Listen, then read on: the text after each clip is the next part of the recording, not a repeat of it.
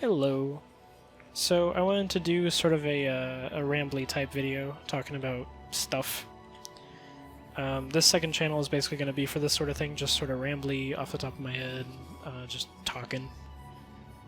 Just about topics that I just sort of want to get my thoughts on out, basically, without having to go through the whole process of writing a script and formulating an actual proper video. Also, like, it also might just be a topic that I don't think really fits the main channel or is like really a big enough deal to make a main channel video about, I guess. So I wanted to talk about Starfield, actually, because I was playing Starfield earlier today, actually, and I ended up actually enjoying it quite a bit at first. I was actually having a really good time. I was doing the UC Vanguard quest line. I had done just the start of it. The section at the beginning where you first encounter the Terramorph, and it was really, really cool. It was a great little quest, actually, and I really, really enjoyed it. And then throughout that play session, I ended up kind of not having as much fun. I ended up kind of almost finding it really boring. And it's really hard to sort of figure out why that is, because it feels like it has all of the things that you would really want in a Bethesda game. And it's kind of hard to really figure out, like, why exactly am I not having fun with this, right? And so, after quite a bit of thinking today, I think I've kind of figured out, like, what it is about Starfield that makes it feel so dull, so sort of empty. And I want to talk about that. And I feel like Oblivion was sort of the perfect game to play while talking about it. It just kind of makes sense to me. It's been so long since I played the save file, though. I don't remember what any of my hotkeys are. That's my bow, and then spells that I don't remember. I don't remember what they do anymore. That is armor. Don't know what that does. But I think all I need to really know is the one that does the torch. Okay, I got it. I'll do the torch and then the armor skin. So, dang it. That's bad. Do I have a healing spell? Or one of those is a camp spell. Excuse me as I completely do everything wrong here. Okay, there we go. So, anyway, I feel like Starfield is lacking, like, a sort of core charm that a lot of other Bethesda games have, or I guess every other Bethesda game, honestly, I would say. And I couldn't quite figure out really, like, what it was. Like, what about Starfield made it feel so empty? What about it made it feel so hollow? Because I think hollow is the perfect word to describe, because there is tons of stuff to do in Starfield, but it's just that I sort of reached a point when I was playing today where it just, like, it started to really feel like there was no purpose in anything I was doing. Like, it didn't really amount to anything or really mean anything. Meanwhile, here, I don't feel that way at all. I absolutely love Oblivion. And I've played both Oblivion and Starfield for the first time. Actually, Starfield was last year, wasn't it? I think Starfield was last year, but it's kind of weird to think about, isn't it? But I played Oblivion for the first time this year. Played Starfield for the first time last year. Or just whenever it launched. I played it at launch. That's what I mean. And I ended up really, really loving Oblivion and playing a ton of it. But, well, I say that, but this character seems like they're kind of early on, right? Yeah, and this is my second Oblivion character. I was doing a second playthrough. With this character who, I really like the name I gave her. Lurks in Shadows. It's like Argonian and stuff. Stealth Archer. All those classic things. I really like... I like playing Stealth Archer, but I like playing Stealth Archer where you, like, go all in on the Stealth Archer stuff instead of just, like, kind of doing it, like, on the side. I like doing like proper stealth archer, where it's like this is the character. They're kind of a glass cannon. I find it to be really fun. But anyway,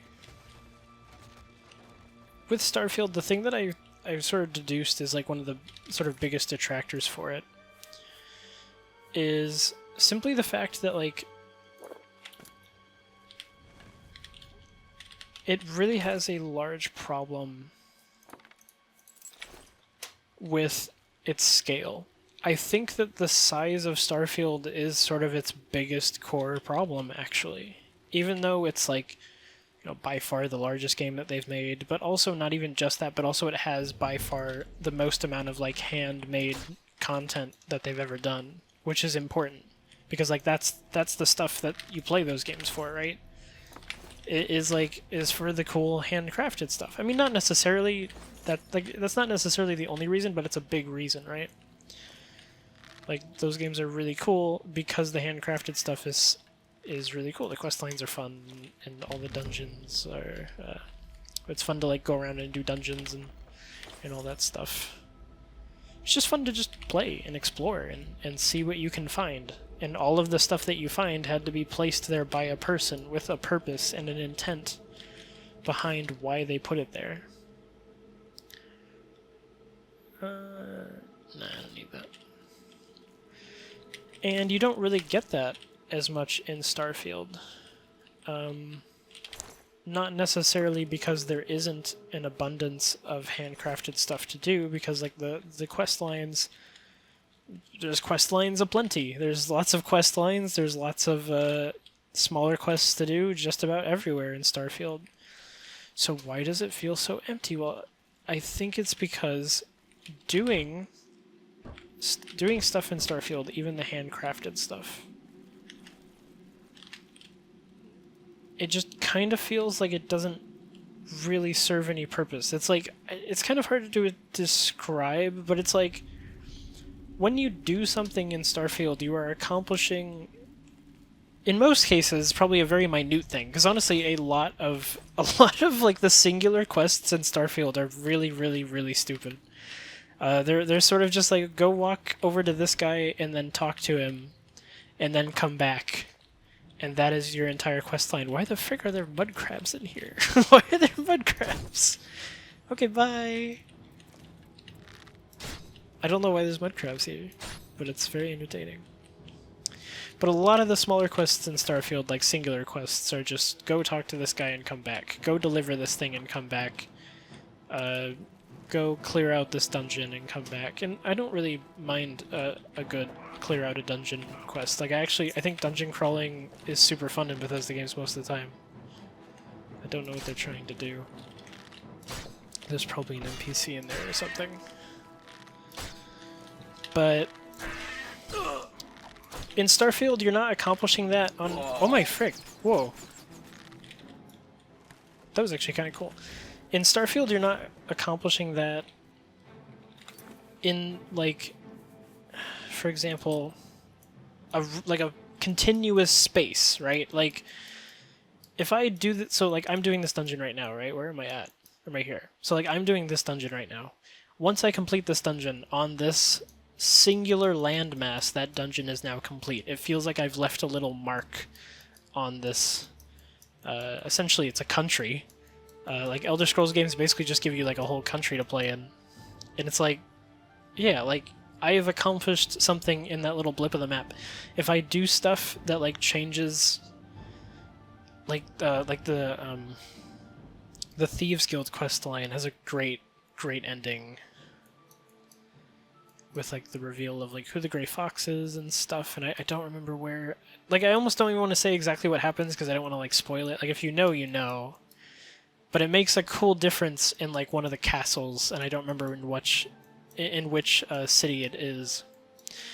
But like it makes a difference for a key character in one of those castles, and it's cool, and it feels like you're like genuinely making a difference in this landscape, in this singular landscape that I can open a map screen and just look at it and be like, here is the whole game world, here is everything.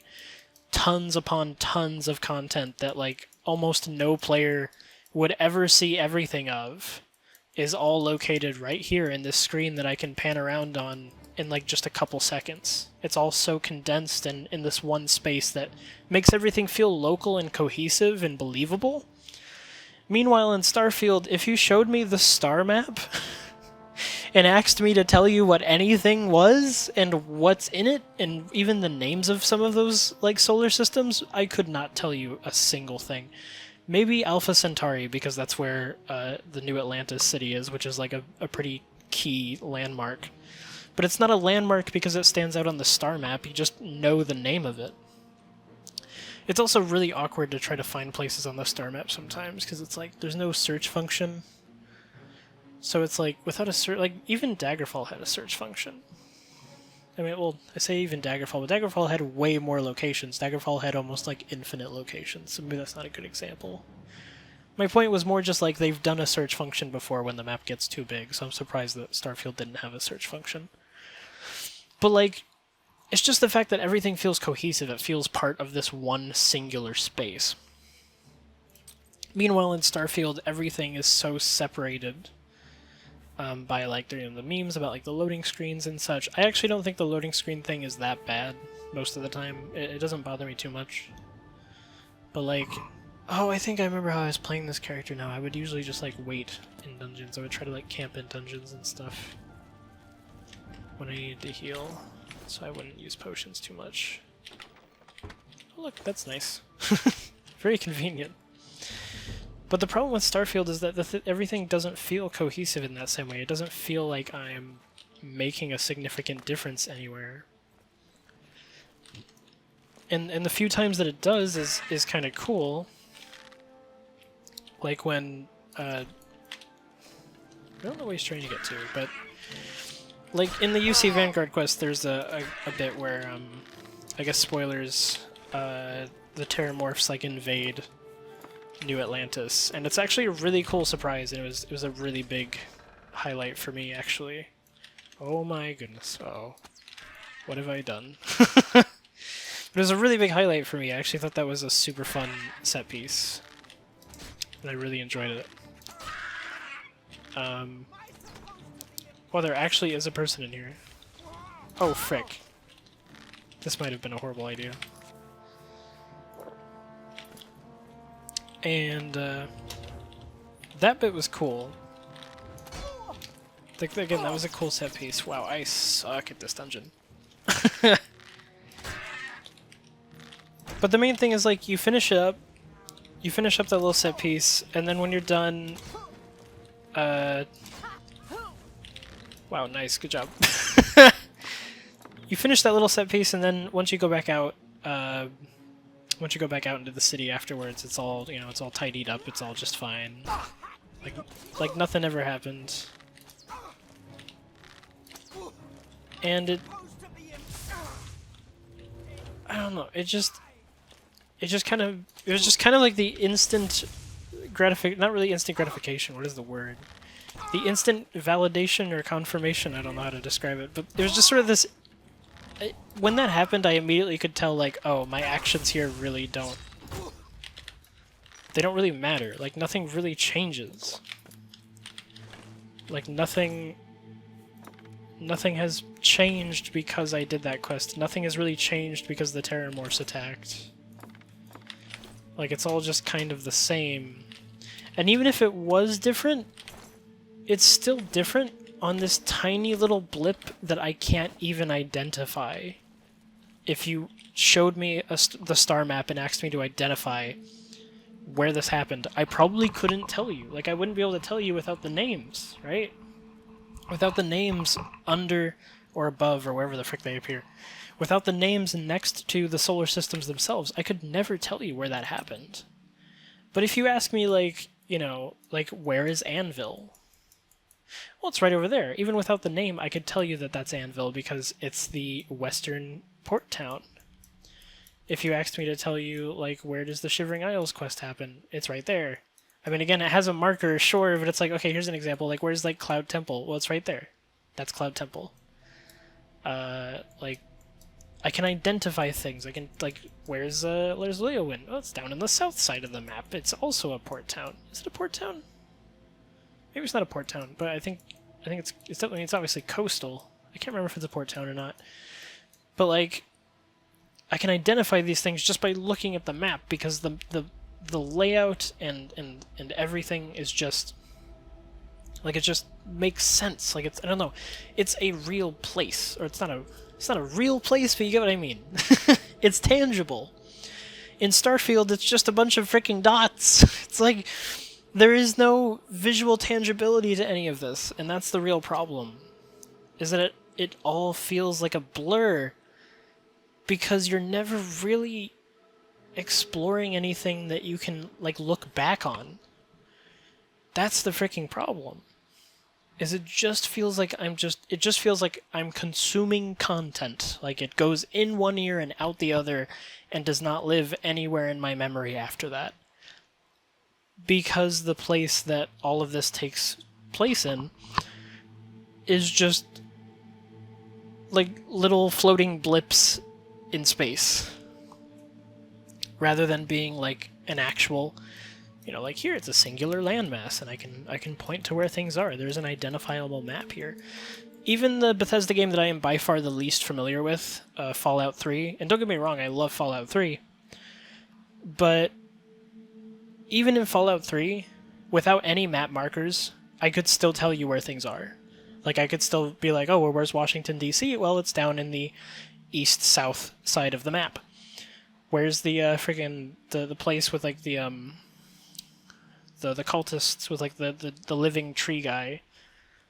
I actually don't quite remember exactly where that was. I think it was somewhere, like, northeast. But, like, I can actually tell you where these things are. And I cannot tell you where these things are in Starfield at all. Like, not even a little bit. And it's really a shame, because I think that if they had gone for a smaller scope and a smaller scale approach, that I really do think Starfield could have been awesome.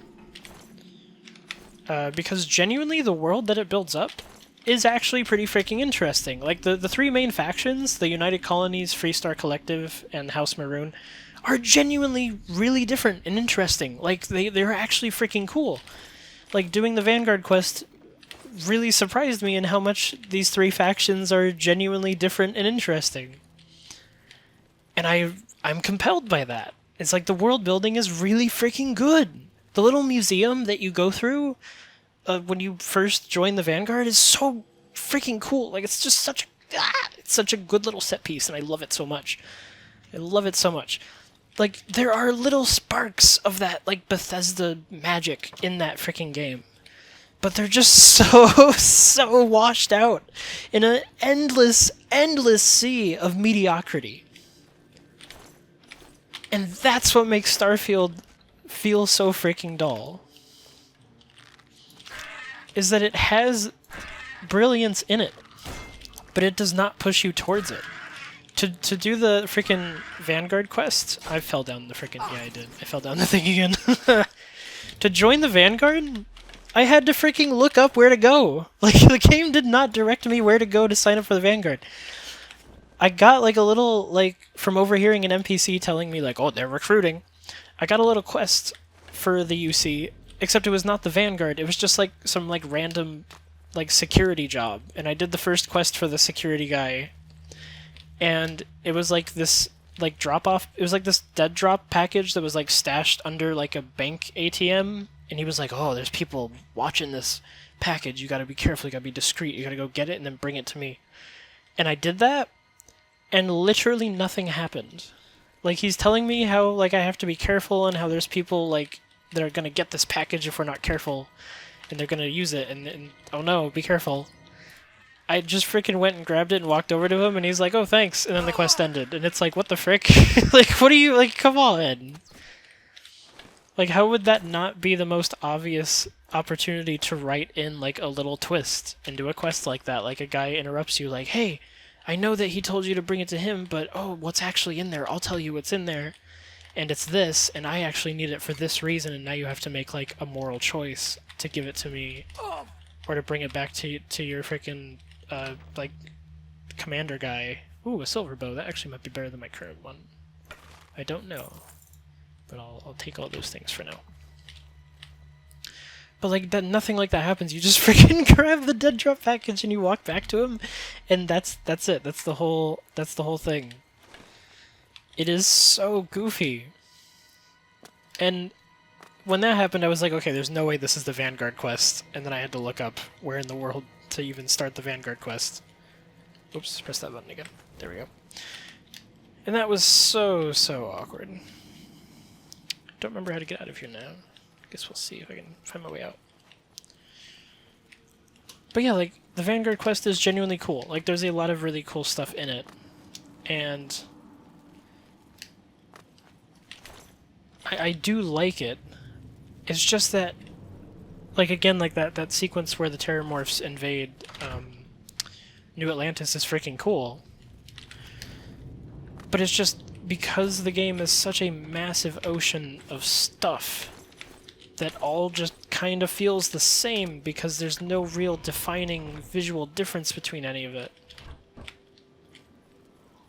It just made it so hard for me to finish that quest, come out and see the city be okay again, and think, like, wow, what a cool sequence that was, and like, oh, of course the city's fine, because it's just, you would have to make it fine for all the other quests to work here after doing that. Instead, my reaction was more just like, yeah, I knew everything would be fine afterwards, I knew that. Because it just doesn't feel like, it doesn't feel believable. It would have, like, I would have been, like, I mean, maybe that sort of thing would never feel believable, but I would have been able to suspend my disbelief a lot more easily if it was in a space like this, that's just, you know, one cohesive place. Rather than just being a random dot on a map that you teleport to. That looks like every single other dot on the map. The map that is just way too big as well. Like, the thing about it having the most handmade stuff out of any of their games is cool on paper, but I honestly don't feel like it necessarily makes for a good case. Because when they say that, first off, they could very well mean this has the most handmade stuff because it's just our biggest game, which is fair. That is completely fair. But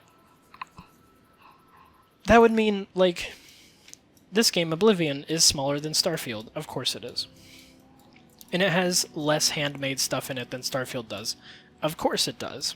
And the same goes for Skyrim. The same goes for Morrowind. The same goes for Fallout 3, 4, 76, all of that. Except, does that really matter? Has anyone ever seen every single handcrafted thing in any singular Bethesda game? Now, there's probably like one or two people out there that have in at least one of these games. But that is the tiniest fraction of an amount compared to, like, the millions of players that these games have. And so, does it need to have more stuff? Like, I am kind of the opinion that they don't really need to make games bigger than Skyrim. Like, in fact, Skyrim's map is actually about the same size as the map from Morrowind.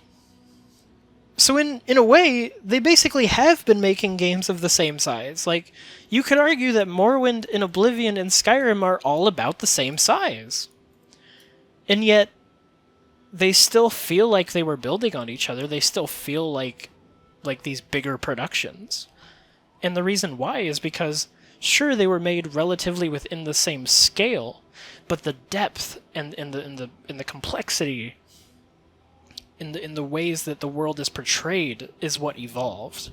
Like, if I would say the biggest difference between Morrowind to Oblivion to Skyrim is the visuals. Like, is the presentation, the visual design, the audio design, all of that. Like, I know I said visuals first, but I meant, like, presentation overall. The thing that has evolved the most across this series is presentation. Gameplay-wise, they are mostly about the same in regards to the way that the formula works, but then they still add little things, like they change the way the level up system works. They do the whole Radiant AI thing and have characters that are a little bit more dynamic and a little bit more varied in how they go about living their lives in the world and interacting with it. Ooh, I want to see what that is, actually. What is that? What's that little light? Wait, that's where I started. Like, that's what's really evolved across all these games. Starfield was a case, essentially, of them just biting off way more than they could chew. Trying to do tons of new ideas that they've never done before in any of their games. And then also trying to do by far the biggest game they've ever done on top of that. And, like,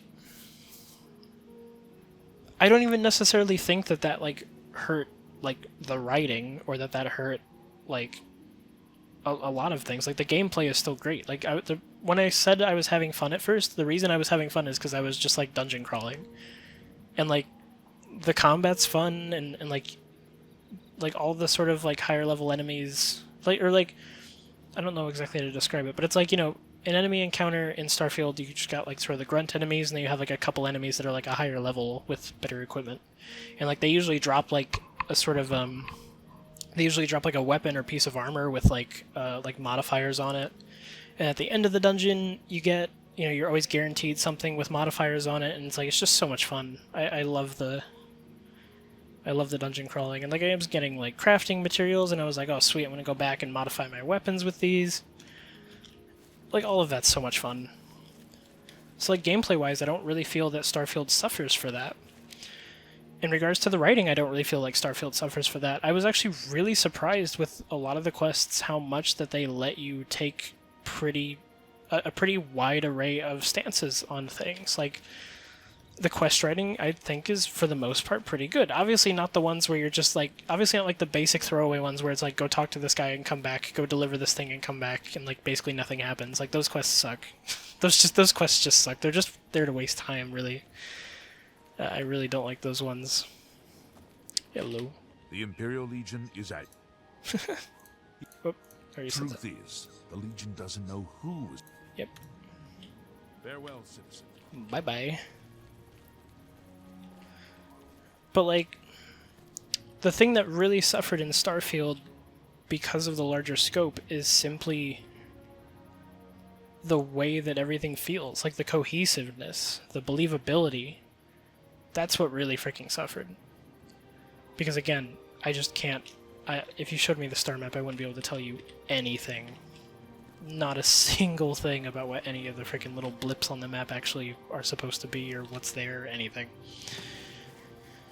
And I've played a significant amount of Starfield. Like, at the launch, I put in about 40-some hours. Like, I played what I feel was a pretty significant amount of Starfield. And I was playing it again today on a new playthrough. And yeah, like, that was sort of my conclusion, and I'm like, man, I'm just not having fun with this. Like, I'm just not compelled. I don't feel like I have any motivation to do anything here. And I think that's basically sort of the main reason why. It's simply too vast. It is a case of taking everything that they made and just spreading it all too thin. Because, again, I think that a lot of the quests have great writing. There's quest lines in there that are really cool. Like, again, the Vanguard quest line is actually really fun. I was really enjoying it. Even the main quest has some pretty cool missions. It also has some filler ones that are really boring, but the non-filler ones are, for the most part, actually really fun. And have some really cool, unique scenarios that you go through. But it's just the fact that they took that they had made the most handcrafted stuff out of all their games and just spread it so thin. Meanwhile here, I mean, there's less handcrafted stuff than in Starfield, and it doesn't feel spread thin at all because it's all in this one map. Just packed as much as possible into this one map. And it makes pretty much everywhere you explore feel like it has something to find. And that's what's, like, so special about Bethesda games. Like, that's why I love them. Oh, we got 2 guards on this patrol. That's kind of funny. Also, I have a mod that, like, replaces the world cells with like brand new ones, like the entire freaking map. It's actually a really huge mod. I think it was like 500 gigs or 500 gigs. No, like 500 megabytes or something, which is pretty big for an Oblivion mod. Maybe it was more than that. Maybe it was 5. I don't remember how large it was. I just remember it taking way longer to download than a usual mod, and me being like, "Oh dear, is this a good idea?" And so that's why there's now more stutter whenever new cells load in. I'm not sure if I'm gonna keep the mod because like there's also some pretty annoying pop-in that happens too because of it. But it does make for like a way more interesting and diverse topology to explore, which I do like. So I'm not sure if I'll keep it, but I do like it for the most part, besides the technical stuff. It kind of holds it back a little bit, like that, for example. Like, just lots and lots of popping. Oh, hello. Is that a bear? I don't know what that is. I missed. That is a bear. My favorite. But, oh, come on. Wow, I cannot hit him. His hitbox is a little wonky. But yeah, like, look at that. That's really cool. I don't think that this particular path is in the original world cells. So it's just a really cool little mod. Well, it's not a little mod, it's freaking huge, but it's really cool. I like it. But yeah, I'm trying to think. There was something else I wanted to talk about regarding Starfield. I can't quite remember what it was. I think that might have just been it. And it was basically just like, yeah, the world is spread really thin. It makes... Oh, well, I sort of was getting to that point, but I didn't completely finish. But yes, so... I don't think that they need to necessarily scale up as much. I think that adding depth to the scale that they already have is what's cool. Because, like, again, in Oblivion you got, like the Imperial City is really cool. And then in Skyrim, I think the closest thing we really ever got to the Imperial City might have been, like, I don't know, Whiterun? Like, they never really... Like, it's kind of pretty unique to Oblivion, actually, this particular city, because it is absolutely massive and packed with interiors and so many quests and so much stuff to do, and it's super cool. Really, really like the Imperial City.